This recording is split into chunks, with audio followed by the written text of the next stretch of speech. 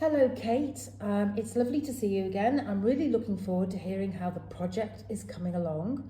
The last time we were talking, I think you mentioned that you were taking the children to Everton Park Nature Garden.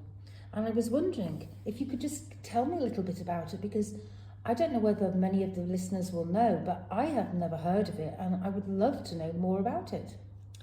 Well, the Nature Garden is part of Everton Park, and it's a walled garden.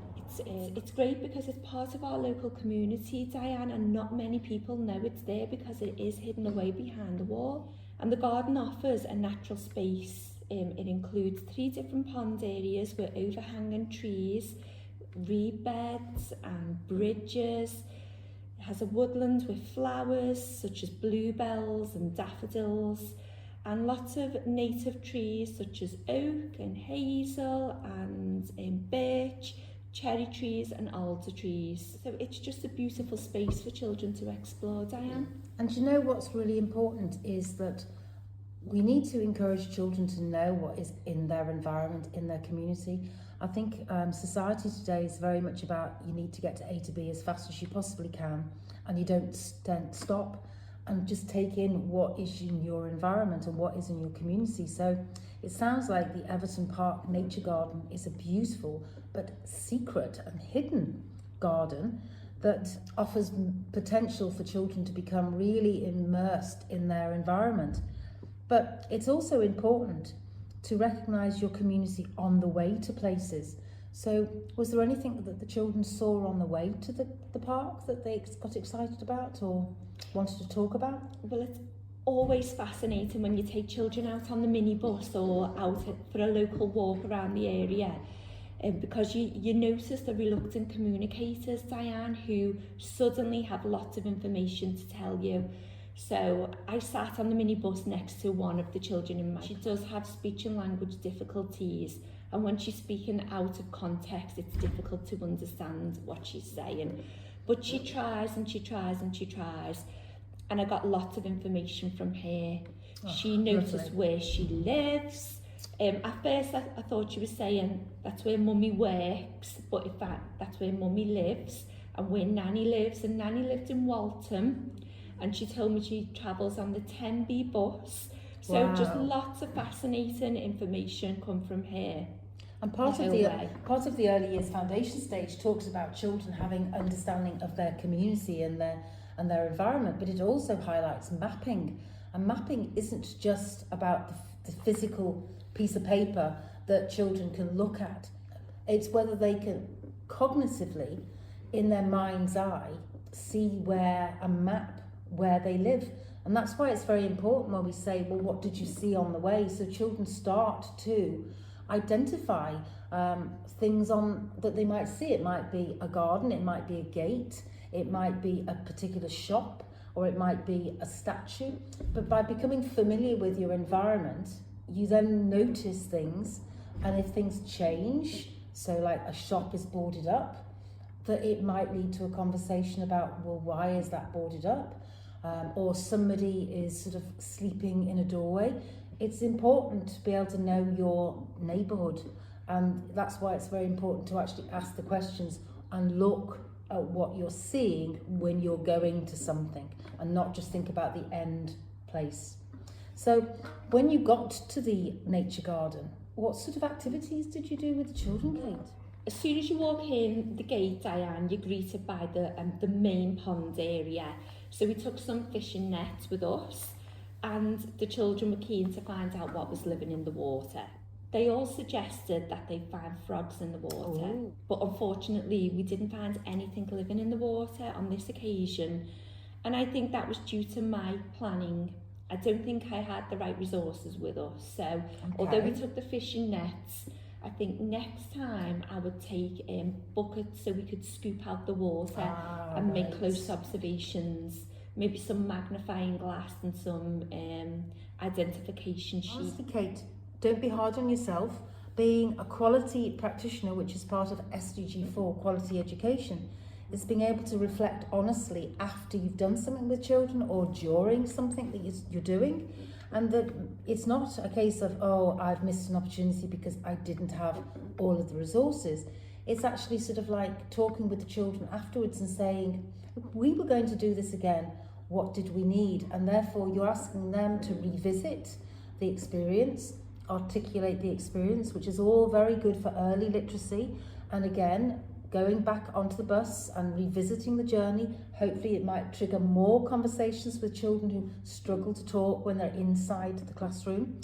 But to me, reflecting honestly is a key part of being a quality practitioner. So well done, and don't beat yourself over the head about it. Thank you, Diane. What else did you do after you'd done pond dipping then? Where did you go? Well, the children were fascinated with the ducks. There was 2 mallard ducks, male and female. So, ooh, how do you tell the difference between a male and a female duck? Well, we looked at the colourings and the markings and the speckles on the female and the ring around the male's neck.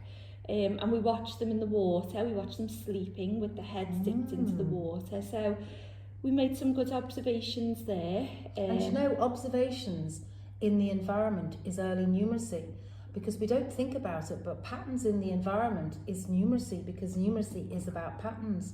So being able to identify the rings around the duck is a form of numeracy. Yes. So well done again. Well, I didn't think of that, Diane, so thank you. Yeah, it's fascinating when you really think deeply and you spend that time to reflect on what you have been learning. Yeah, and that you're introducing the language in a really natural way when you're saying the duck has got rings around its neck and the colours. The children are so immersed in their environment that they will be absorbing it organically. It's not in a preconceived way of come and sit and do this activity, which they might be reluctant to do. They're so involved in watching and observing the ducks that it becomes really easy for them to soak all the information up. We also explored the grassland area and the woodland area. Each child was provided with a clipboard and an identification sheet, and we went on a hunt to find some natural materials. Ooh, a scavenger hunt. Yes. Exciting. We found lots, beautiful flowers, daffodils, bluebells. We found pine cones that had fallen to the floor. We explored the alder cones. Children were looking at the feathers and trying to predict what type of birds they may have fallen all on. that early literacy and rich environmental communication. It sounds fabulous, Kate.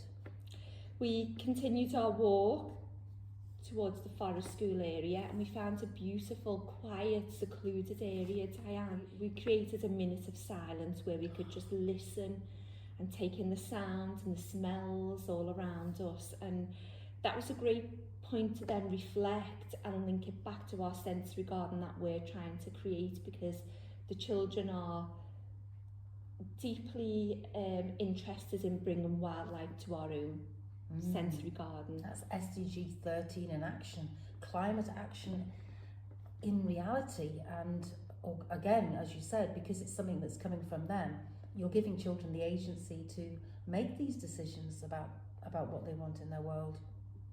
Well, it was tuning into the different sounds and, you know, the different calls of the birds as well. There were magpies and seagulls, and while we were just sitting in our minute silence, a robin flew down and perched right near us, and that sang a beautiful song. Oral discrimination is very important in early literacy and numeracy as well, being able to identify sounds. It sounds like the children are listening to the different bird song as well. Yeah, it was a great opportunity, Diane, for early phonics and sound discrimination. And finally, they've got a lovely sensory/allotment area, Diane, that we went to observe and see if we could gather some information and ideas to bring back here.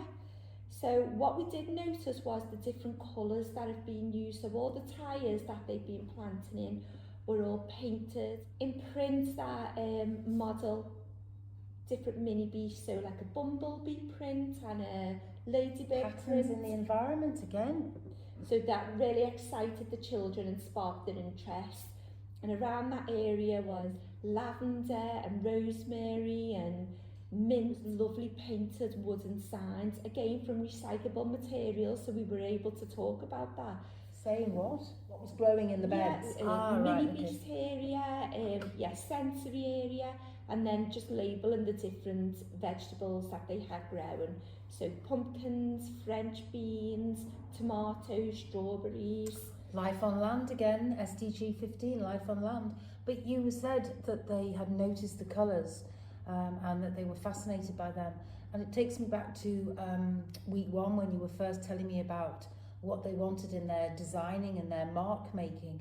And did I recall correctly that they wanted rainbow colours? That's right, Diane, yes. Colour is something that we really want to bring into our sensory garden, so we need to think of some creative ways of how we can utilise some of our unwanted materials in a nice, safe way for the environment to bring in colour that the children want. But again, it draws on early literacy in the fact that you're actually getting children to reflect on different colours and what the colours mean to them, and sort of like, so it might be that blue, they love blue because it makes them think of the sea, or it might be that they like grey because they think of the clouds. But it again is helping children to start to sort of like discriminate and sort through colours, which is early numeracy. Sounds absolutely wonderful. So did the children reflect when they got back on what sort of things that they would like to do and how this could be incorporated into their garden? Yeah, I think one of the big things, Diane, is the fact that they want plants and flowers. And Harris, it reminded me of the Fix-It shop where we can go by. So I think that's our next step, Diane. We need to go out and we need to purchase a few items. Oh, exciting. Well, Kate, I really look forward to hearing all about your next trip to the Fix-It shop and what you might have bought. Thank you very much, Kate. Thank you, Diane.